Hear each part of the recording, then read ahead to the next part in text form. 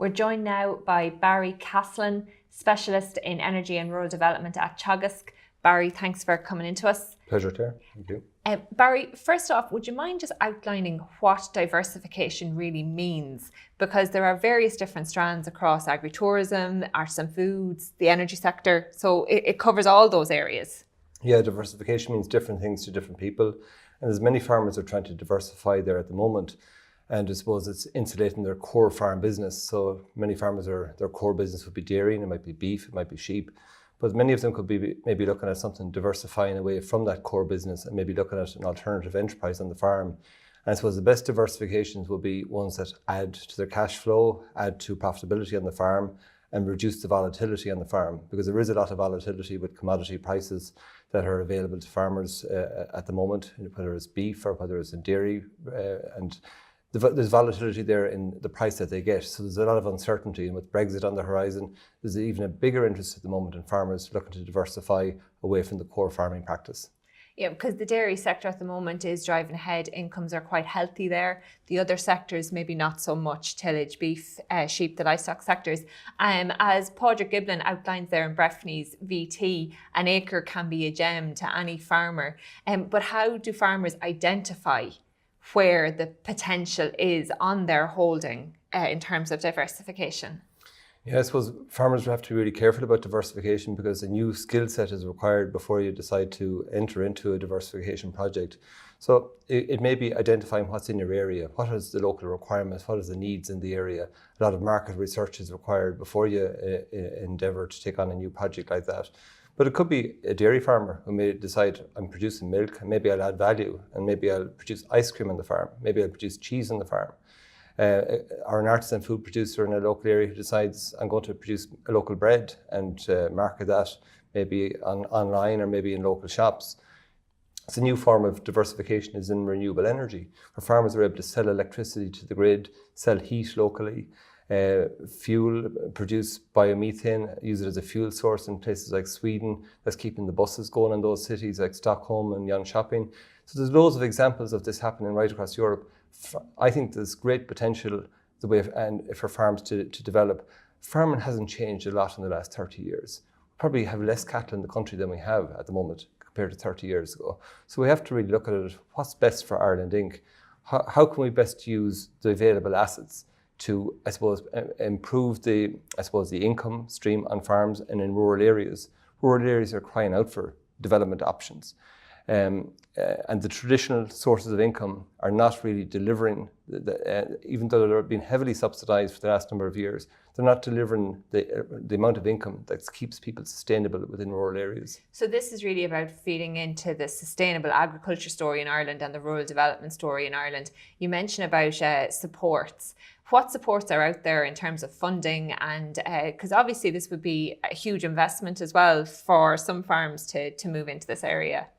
There's a lot of training courses that are being run by the likes of the educational training boards, local enterprise offices, and that'll be training and start your own business. I think that kind of skill set will be very, very important. I think anybody that is considering a new business like that, they have to look at everything from the planning your business. You know, you're going to start off, is there going to be a change of use of buildings, for example, if you're going to use your buildings for a different use?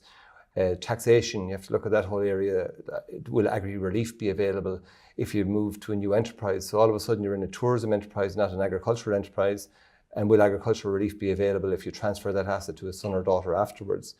You have to consider other things like staff. Will you require extra staff? And this can be a daunting thing for a farmer to take on. I'm going to have to hire in people, contractual requirements, change of a contract maybe with an employee. And there's a lot of legal issues there. So I say it's very important to get, on the taxation side, to get a good accountant involved in the project. It's very important to get a good solicitor involved as well, to look at the whole legal agreements that are in place in terms of taking on staff, even the legal entity of the business. Will it be a limited company? Will it be a partnership? Will they act as a sole trader? And very often these projects, Claire, are partnerships. It requires families coming together because you really have to want to do this. You have to get up every day and say, I want to do this every day, because this is a new enterprise that you're taking on. It's a new, it's something going to be very different. And you mightn't have all the skill sets to bring this project to fruition yourselves. So you may need other family members to come on board. So I think it's very, very important that you look at, that you can run this new business in tandem with the core enterprise. It's important that you don't drain the core enterprise of all its resources, because there's a lot of time and money will be required in terms of developing this new business. So you don't want to drain the core enterprise of that as well. You have to look at other things such as the budgets, and budgeting skills will be required here as well. That if you're developing a new business like that, you have enough money to bring it to fruition as well. Some people overestimate the project at the very, very start, think they can grow it a lot bigger, a lot quicker, and then they realise they have to shrink their plans very, very quickly, but then build it up over time afterwards. So Barry, there's lots of pitfalls basically that farmers need to be aware of before heading in that direction. Where can farmers get information on that? Teagasc have information available out there.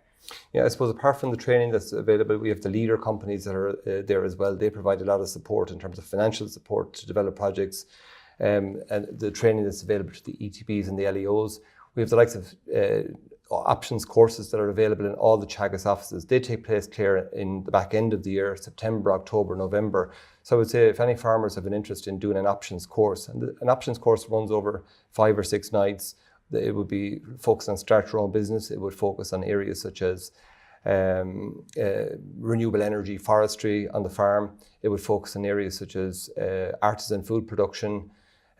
So there's different topics, different nights. They run over 3 nights. Information on that can be available through the local Teagasc offices. If you contact your local Teagasc office and ask to put your name down for the next options course, you'll be facilitated. Barry, we're just out of time. Just finally, there is a report coming out from the government over this week on climate action, and how the one recommendation in this climate action report is that farms need to diversify in order to help tackle emissions and get carbon emissions down. So the diversification story can play a role, or can it play a role in reducing carbon emissions? Well, I suppose on one side you can look at it, if cattle are taken off the farm, there'll be less emissions coming from bovine animals. But you can look at it on the other side as well. There are renewable technologies of diversification, such as anaerobic digestion, where you can take the slurry that's been produced by those animals, put it through a digester, degas the slurry, take out the methane, use that methane to produce biogas, to produce electricity or heat, maybe upgrade that biogas to biomethane. Sorry, Barry, we're out of time, I'm afraid, but thank you very much for joining us.